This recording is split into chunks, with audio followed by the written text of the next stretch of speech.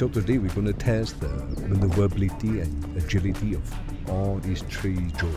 Let's start with our 2-inch racer. Okay, firstly, I'm not a racer, but flying this drone is quite agile and it's very easy to maneuver around. It's also a lot more faster.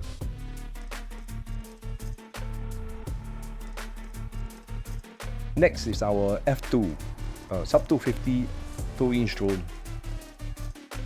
It felt a lot more heavier, and also the turning need a bigger turn.